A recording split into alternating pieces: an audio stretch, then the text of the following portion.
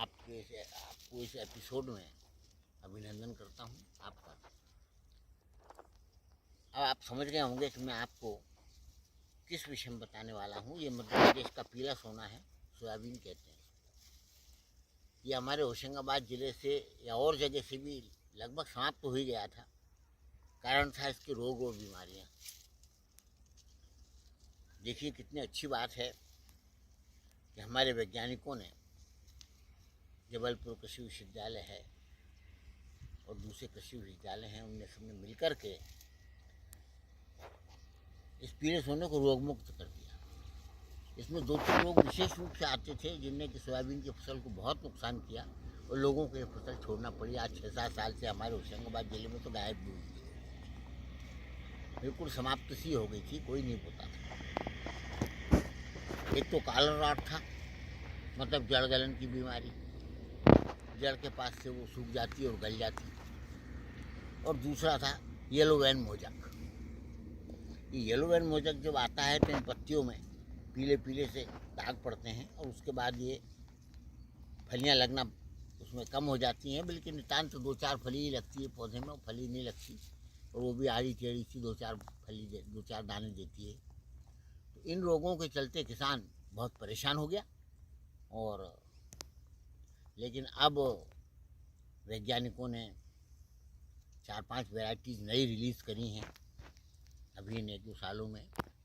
मुझे भी नई वैरायटी लगाने का सौभाग्य प्राप्त हुआ। हमारे विज्ञान केंद्र से हम बीज लाए और हमने इसको बोया तो लगा कि ये फिर से लौट आया। मध्य प्रदेश का पीला सोना जो यहाँ से चला गया था फिर से लौट आया। देखिए जिनके पास 5-7-10 एकड़ से ज़्यादा ज़मीन है, वो सब में तो कोई सब्जी की खेती कर नहीं सकते, तो उनको तो साधारण खेती में जादू बताना पड़ेगा। तो इस फसल को देखिए आप कि इसकी कितनी फलवार है। मूंग की साधारण फसल जो गर्मी में हम लेते हैं वो 5-6 कुंटल आ जाती है, आराम से आ जाती है। इसमें तो उससे मोटे दाने हैं, मोटी फलियां हैं और फलवार भी उससे बहुत ज़्यादा है। अब मेरा तो अभी निकला नहीं है, पर आप अंदाज़ लगा सकते हैं कि जब वो 5-6 बोरे पैदा होती है तो इसका गणित क्या होगा। बहुत अच्छी फसल। तो मैं बहुत मेहनत तो मैंने इसमें नहीं की कि थोड़ा बहुत कचरा निंदाई है वो कम कर पाया, लेकिन अब भविष्य में आगे से उसका भी ध्यान रखूँगा। जब ये इतनी अच्छी फसल आने लगी है और अपने विज्ञान केंद्रों से उसका बीज मिल रहा है, तो सब किसान भाइयों को उसका वो करना चाहिए और बीज बनाने का तरीका भी सीख लेना चाहिए। देखिए हार्वेस्टर की कटाई बड़े इजीली कर जाता है और किसान बड़े आराम में रहता है, सारा दाना घर में आ गया। लेकिन वो बीज नहीं होता, क्योंकि उसका थ्रेशर जो है वो बहुत सी फलियों को चटका देता है। इसलिए वो फलियां क्या होती हैं कि वो उगने में थोड़ी कमज़ोर हो जाती हैं, दाने उसके, और उसका परसेंटेज उगने का गिर जाता है। आपको चाहिए कि इस तरीके से लेबर लगा के काटते हैं। देखिए वो मेरे लेबर लगे हुए हैं, काट रहे हैं। इसको मैं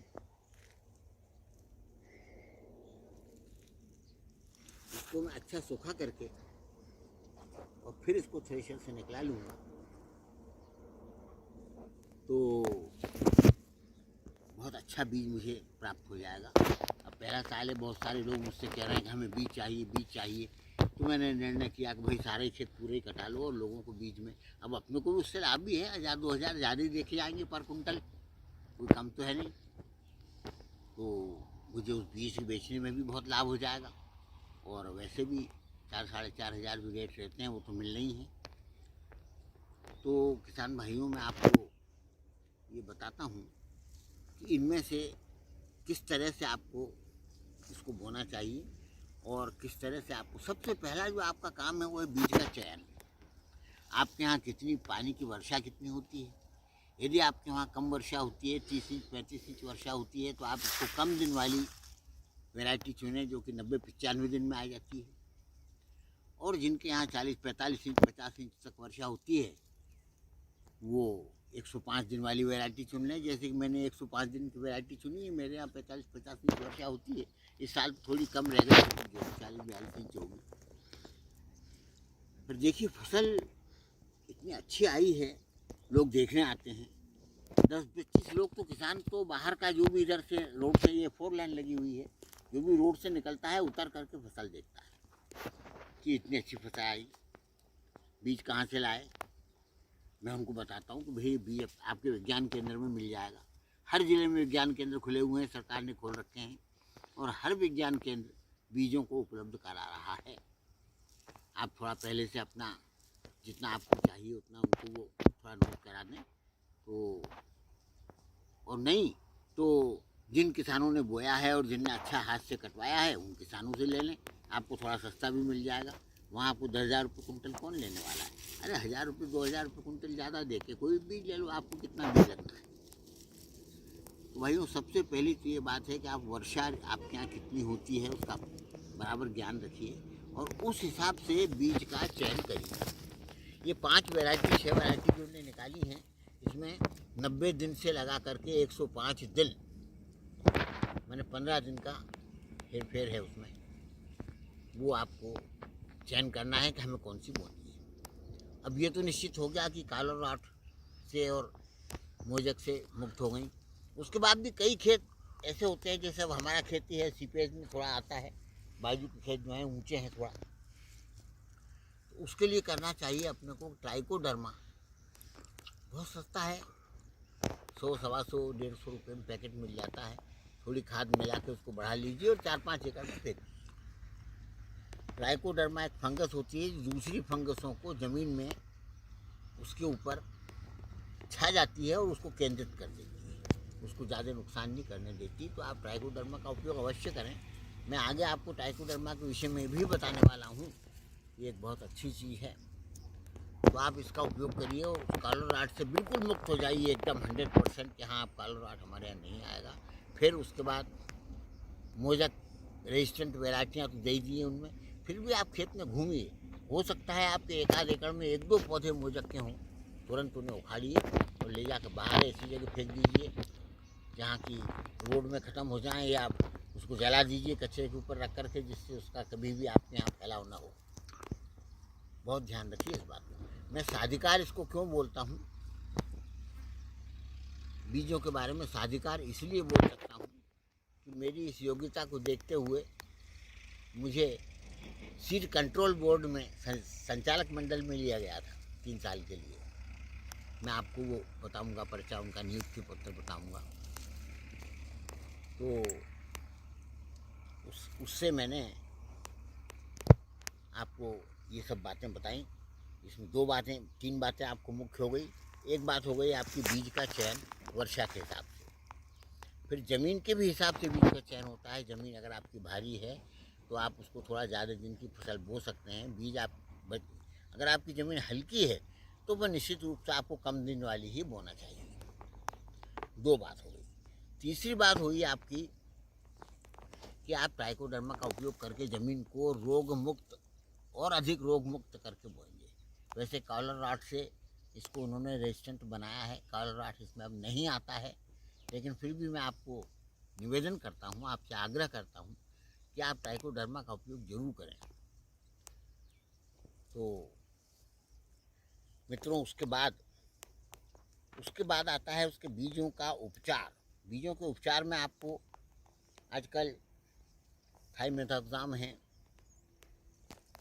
और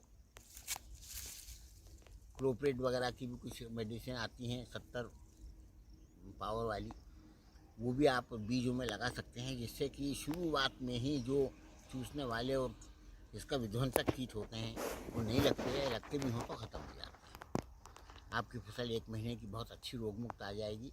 एक आधी आपको कोई वो करना पड़ेगा, कोई इसका इल्लियों का या किसी चीज़ का इलाज, उसमें भी आप चाहें तो मेटरजम एंड सोपली है। बवरिया बासियाना बहुत अच्छी चीज़ है। बवरिया बासियाना का उपयोग अगर आप 1-2 बार करते हैं तो वो बायो में भी रहेगा और इसके जो पशु हैं इसके भूसे को बड़े आराम से खा सकेंगे बिना किसी नुकसान के। और हार्वेस्टर तो इसे खेत में बिछा देता है। किसान भाइयों से एक निवेदन और है, अगर हार्वेस्टर से कटवाते हैं तो इसमें आग ही न लगाएं, डिस्क है उससे इसको काट के खेत में मिला दें, आप पाएंगे कि आपका खेत धीरे धीरे धीरे धीरे और अधिक पावरफुल होता जा रहा है और अधिक उसमें कार्बन बढ़ रहा है और अधिक उसमें माइक्रोब्स बढ़ रहे हैं और अधिक उसमें नाइट्रोजन वाले ग्रंथियाँ बनाने वाली वो जो होते हैं बैक्टीरिया वो पैदा हो गए हैं। तो उसको भी बढ़ाने के लिए केचुए पैदा हो गए हैं। इन सब चीज़ों को ध्यान रखते हुए आप उसको फसलों को पत्तियाँ तो झड़ी जाती हैं पर आगे लगाएंगे तो ये पत्तियाँ भी जल जाएंगी। किसान भाइयों में अक्सर देखा कि वो खेत को साफ करते हैं और आगे लगा देते हैं। इस विषय में मेरा निवेदन है कि आगे बिल्कुल मत लगाइए। और हैरो इतने सस्ते हैं आजकल, क्या है 1 लाख रुपए के आसपास हैरो मिल रहे हैं आपको, आप लगाइए खेत में। आप देखिए खेत भी आपका जल्दी बनेगा, डीजल आपका कम लगेगा। 2 बार हैरो फेर दीजिए, पाटा लगाइए और खेत बोइए। अब कितनी अच्छी बात है।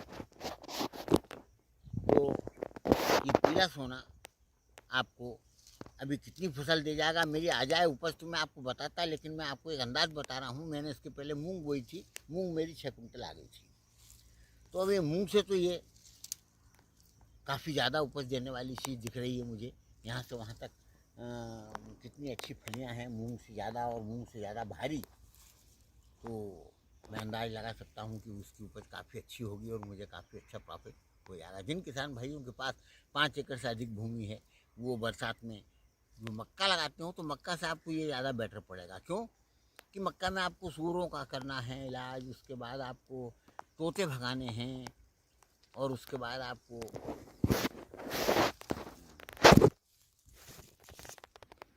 बहुत ज़्यादा ध्यान रखना पड़ेगा भुट्टों का, इनका उनका सभी चीज़ों का। उसमें इसमें कोई नुकसान नहीं है, बहुत कम नुकसान वाली चीज़ है। कोई फसल में इसमें कोई नुकसान नहीं करता। ढोर बैलों का तो अपन हमेशा देखते ही हैं, दूर से दिख जाता है अगर आ भी गया हो तो। मक्का के खेत में कोई घुस जाएगा ढोर तो वो निकलता ही नहीं है। तो इन सब बातों को आप ध्यान रखें। और इसके बाद आप फसल कटाई अगर बीज के लिए थोड़ी बहुत कर लें अपने खुद के बीज के लिए तो बहुत ही बेटर होगा। अगर आपके यहाँ वो अच्छा आ जाए तो उसी बीज को चलाइए, अपने आजू बाजू के किसानों को भी दीजिए और कुछ ज़्यादा मुनाफा भी कमाइए। तो इस एपिसोड को अभी थोड़ा सा मैं आगे और बढ़ाना चाहूँगा पर अभी बंद करता हूँ फ़िलहाल। नमस्कार।